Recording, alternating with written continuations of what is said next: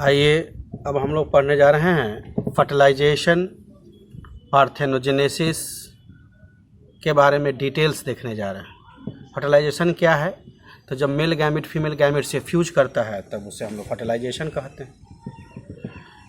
तो आप ज़रा डेफिनेशन देखें। आप फर्टिलाइजेशन की जो डेफिनेशन दिया हुआ है उसको ज़रा देखें। The fusion of male and female gamete is called syngamy by which the formation of zygote takes place. आप समझ चुके होंगे, बड़ा इजी है। Syngamy is also called fertilization, दूसरा नाम है। पार्थेनोजेनेसिस क्या है? ये इंपॉर्टेंट है आपके बोर्ड के लिए भी, उससे आप डेफिनेशन याद कर लेंगे विथ एग्जाम्पल्स, और उसके जो एग्जाम्पल्स हैं वो कंपटीशन में भी पूछा करता है। In some organisms like rotifers, honey bees and even some lizard and birds में कौन? The turkeys. The female undergoes development to form the new organisms without fertilization. This phenomenon is called parthenogenesis. इससे fertilization नहीं होता है। फिर से ज़रा देखें। In some organisms like rotifers, honey bees and even some lizard and birds. Birds में कौन था? turkeys. The female undergoes development. Female में ही डेवलपमेंट हो जाता है और वह न्यू ऑर्गेनिजम्स का निर्माण कर देता है, वो बना देता है विदाउट फर्टिलाइजेशन, बिना फर्टिलाइजेशन हुए। तब उससे हम लोग इस फेनोमेनन को हम लोग बोलते हैं पार्थेनोजेनेसिस। एग्जाम्पल में हाइडेटिना। टाइप्स ऑफ फर्टिलाइजेशन कौन कौन है? टाइप्स ऑफ फर्टिलाइजेशन तो ये दो प्रकार का है। एक को बोलते हैं एक्सटर्नल फर्टिलाइजेशन, दूसरे को बोलते हैं इंटरनल फर्टिलाइजेशन। एक्सटर्नल फर्टिलाइजेशन किसे कहेंगे हम लोग? कि जब फर्टिलाइजेशन आउटसाइड द बॉडी हो तो वह एक्सटर्नल फर्टिलाइजेशन, और जब इनसाइड द बॉडी होगा उसको इंटरनल फर्टिलाइजेशन कहेंगे। आप डेफिनेशन उसको पढ़ लीजिए जो मटेरियल में दिया हुआ है। When syngamy occurs in the external medium that means water that is outside the body of the organism, this type of gametic fusion is called external fertilisation. Clear? Example में in most aquatic organisms such as a majority of algae and fishes as well as amphibians. आगे देखें। Organisms exhibiting external fertilisation shows a great synchrony between the sexes and release a large number of gametes in to the surrounding medium. Why they produce the large number of gametes in surrounding mediums that is water? Because it is the chance to lose the male gametes while they are transporting to the females. Okay, so in order to enhance the chances of syngamy, मतलब syngamy के chance को बढ़ाने के लिए large number of production male gametes का हो जाता है, क्योंकि रास्ते में बहुत सारा गैमेट्स लॉस्ट कर जाता है। A major disadvantage is that the offsprings are extremely vulnerable. Very very important point कि जो एक्सटर्नल फर्टिलाइजेशन से जो ऑफ स्प्रिंग्स बनते हैं that is extremely vulnerable to predators. Externally vulnerable means, externally vulnerable का क्या मतलब होता है? कि वो थ्रेट रहेगा हमेशा उस पर, वो जल्दी जो है सो प्रीडेटर्स उसको ख़त्म करने की कोशिश करेगा, वो बड़ा वीक होता है। तो इसको आप याद रखेंगे, ये बड़ा इंपॉर्टेंट पॉइंट है। This occurs usually in frog, amphibia and bony fishes और ऑस्टिस्थाइज। ये किस में होता है? तो एम्फीबिया में होगा, फ्रॉग में और ऑस्टिस्थाइज। अब आइए इंटरनल फर्टिलाइजेशन के बारे में। बहुत इजी है, इसमें बहुत ज़्यादा समय देने की आवश्यकता नहीं है। Internal fertilization in many terrestrial organisms belonging to fungi, higher animals such as reptiles, birds, mammals and in a majority of plants such as bryophytes, pteridophytes, gymnosperms and angiosperms, syngamy occurs inside the organism. The process is called internal fertilization. कुछ विशेष नहीं है, इसको आप पढ़ लेंगे। Next point देखेंगे, है ना, पेज नंबर 24 जो मटेरियल आपको भेजा गया है, आप जो फेयर किए हुए हैं उसमें ज़रा देखेंगे कि organisms in which internal fertilization takes place the male gamete is motile and female gamete is stationary. हम लोग पहले भी चर्चा कर चुके हैं कि मेल गैमेट हमेशा मोटाइल होता है और फीमेल गैमेट स्टेशनरी होती है। And male gametes has to reach egg cell to fuse with it. और मेल गैमेट्स मोटाइल इसलिए होती है कि वो फीमेल गैमेट के पास पहुंचता है और वह उसके साथ फर्टिलाइज होता है, वह सिनगेमिक का प्रोसेस पूरा करता है, वह फर्टिलाइजेशन का प्रोसेस पूरा करता है। Next point, in seed plant non motile gametes are carry to female gametes by pollen tube. हम लोग इस पर भी डिस्कशन कर चुके हैं कि सीड प्लांट में जो मेल गैमेट्स नॉन मोटाइल होता है वह पॉलन ट्यूब उसको कैरी करके ले जाता है। कहाँ ले जाता है? तो ओव्यूल में ले जाता है, अर्थात वह पॉलन ट्यूब माइक्रोपाइल को पेनिट्रेट करता है और एम्ब्रायो सैक में पहुंचता है। दोनों मेल गैमेट, एक मेल गैमेट फ्यूज करता है एक सेल से तो जाइगोट बनाता है, और दूसरा मेल गैमेट फ्यूज करता है पोलर न्यूक्लियस से, जिसको डेफिनेटिव न्यूक्लियस बोलते हैं, जिसको सेकेंडरी न्यूक्लियस भी बोलते हैं, तो वह इंडोस्पर्म का निर्माण करता है। तो पोलर न्यूक्लियस डिप्लॉयड हुआ, और पॉलन ट्यूब में जो एक मेल गैमेट है वो हैप्लॉयड है, तो वो हैप्लॉयड और डिप्लॉयड फ्यूज करके जो इंडोस्पर्म का निर्माण करता है वो ट्राइप्लॉयड होता है नेचर में, जो डेवलपिंग एम्ब्रायो को, डेवलपिंग जाइगोट को न्यूट्रिशन प्रोवाइड करता है। अब देखिए पोस्ट फर्टिलाइजेशन इवेंट क्या है, मतलब फर्टिलाइजेशन के बाद होने वाली क्रियाएं, processes. Events in sexual reproduction after formation of zygote is called post fertilisation event. Clear?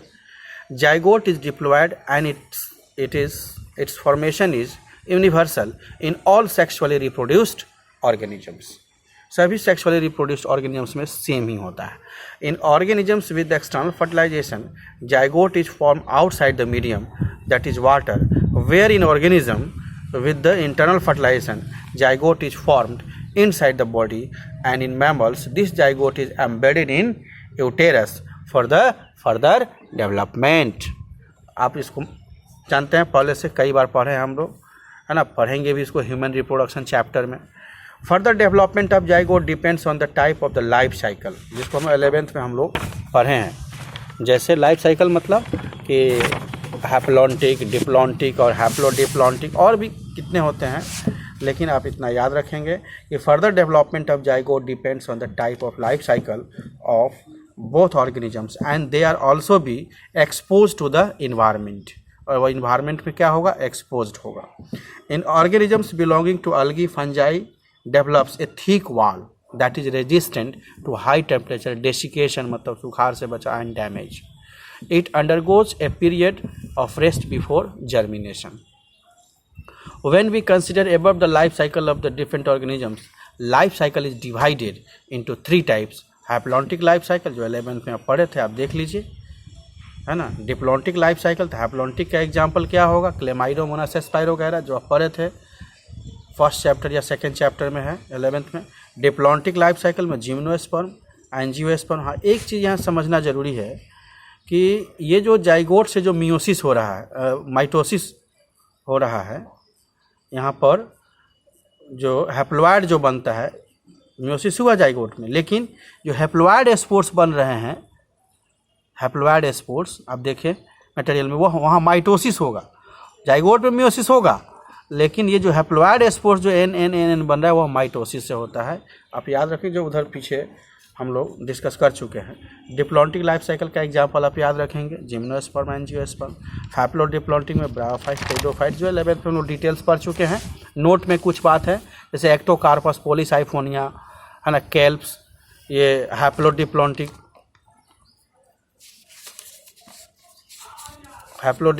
होगा।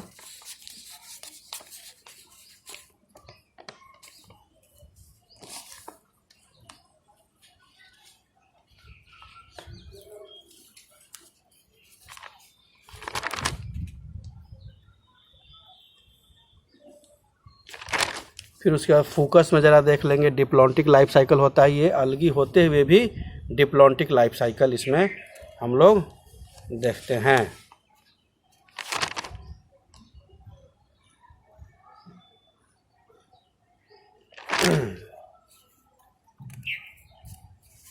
ठीक है, अब ज़रा देखें, zygote ensures the vital link for the continuity of species from one generation to next generation. Zygote ensures the vital link. क्या मतलब? Zygote ensure करता है एक वाइटल लिंक को for the continuity of species from one generation to next generation. मतलब ये कि link जो है सो एक वाइटल लिंक देता है, उसको वो निश्चित करता है क्योंकि जाइगोट ही डेवलप करके एम्ब्रायो का निर्माण करता है और एम्ब्रायो न्यू ऑर्गेनिजम्स का निर्माण करते हैं। तो ये कोई बहुत बड़ा पॉइंट नहीं है, इस आप जानते हैं इसके बारे में। Human zygote is single celled. Human zygote क्या होता है? तो यह सिंगल सेल्ड होता है। अब एम्ब्रायोजेनेसिस हम लोग पढ़ने जा रहे हैं। It refers the process of development of embryo from zygote. Very clear. Embryogenesis क्या है? तो जाइगोट डेवलप करके अगर एम्ब्रायो बना देता है तो उसे एम्ब्रायोजेनेसिस कहते हैं। During embryogenesis zygote undergo cell division, mitosis की प्रक्रिया पूरी होती है, एंड सेल डिफरेंशिएशन। अभी सेल डिवीजन क्या है और सेल डिफरेंशिएशन क्या है?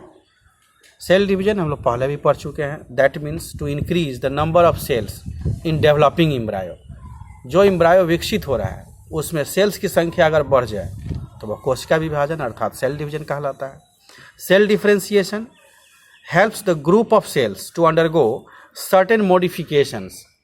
अब देखिए सेल डिफरेंशिएशन क्या है? डिफरेंशिएशन को हिंदी में लोग विभेदन बोलते हैं। Help the group of cells, जो सेल समूह में है उसको वह मदद करता है टू अंडरगो सर्टेन मॉडिफिकेशंस। उस ग्रुप ऑफ सेल्स जो हैं उसमें एक सर्टेन मॉडिफिकेशंस होगा, रूपांतरण होगा और वह एक स्पेशलाइज्ड टिश्यू बन जाएगा और ऑर्गन का निर्माण कर देगा और बाद में वही ऑर्गेनिजम्स का निर्माण कर देता है, तब उसे हम लोग सेल डिफरेंशिएशन कहते हैं। Zygote development embryo that is embryogenesis. अब हम लोग जब डिटेल्स में जब हम लोग पढ़ेंगे रिप्रोडक्शन चैप्टर तो उसमें एम्ब्रियोलॉजी भी पढ़ेंगे। अब एम्ब्रायो का डेवलपमेंट कितने स्टेप में पूरा होते हैं? तो वह 3 स्टेप होता है। क्लीवेज होता है, ब्लास्टुला होता है और गैस्टुला होता है। आप देखेंगे इसमें क्लीवेज का मतलब माइटोसिस बताया गया है। क्लीवेज का मतलब बंटवारा भी होता है ना। क्लीवेज का मतलब बंटवारा। जाइगोट सिंगल सेल्ड है। उसके बाद ये मान लो कि जाइगोट है गोला सा, उसमें एक बार ऐसे डिवीजन हुआ वर्टिकल, फिर एक बार वर्टिकल डिवीजन हुआ, तो एक बार वर्टिकल डिवीजन हुआ तो 2 सेल, दोबारा वर्टिकल डिवीजन हुआ तो 4 सेल, फिर एक हॉरिजॉन्टल डिवीजन हुआ तो 8 सेल बन गया, है ना। फिर उसके बाद वर्टिकल और हॉरिजॉन्टल होता है, जिसकी चर्चा हम कई बार कर चुके हैं क्लास में।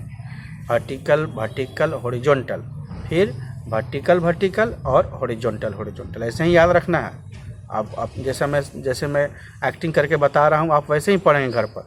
वर्टिकल हॉरिजॉन्टल, वर्टिकल हॉरिजॉन्टल और लास्ट में 32 सेल्स तक पहुँच जाता है वो। यही है क्लीवेज।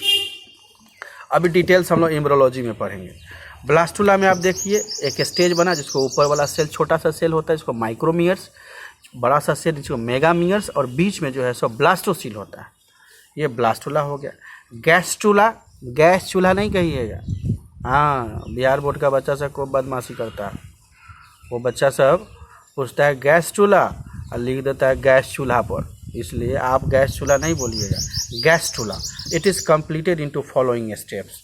इपीबोली, उसके बाद है इम्बोली, इपीबोली के बाद देखिए इम्बोली के बाद माइक्रोमियर्स, है ना, फॉर्म्स किया एक्टोडर्म को और मेगामियर्स फॉर्म कर दिया मेजेंडोडर्म को। Contraction of leaf and formation of York plug, है ना। उसके बाद रोटेशन ऑफ एम्ब्रायो। तो ये 5 स्टेप में ये इम्बोली पूरा होता है, जिसको हम लोग कहाँ पढ़ेंगे? तो एम्ब्रियोलॉजी में पढ़ेंगे। यहाँ डिटेलिंग करने की ज़रूरत इसको विशेष नहीं है ना, लेकिन आप इसको समझ लें ये क्या है।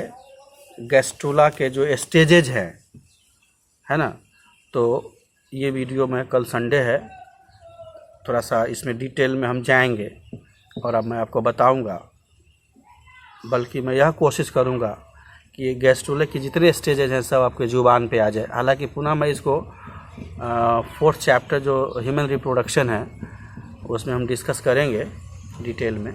तो आज इतना ही रहने देते हैं, आप इसको पहले देख लें और फिर जो रेस्ट जो वीडियो जो मटेरियल्स जो 2-3 पेज बचा उसको मैं कल डाल दूँगा। Thank you.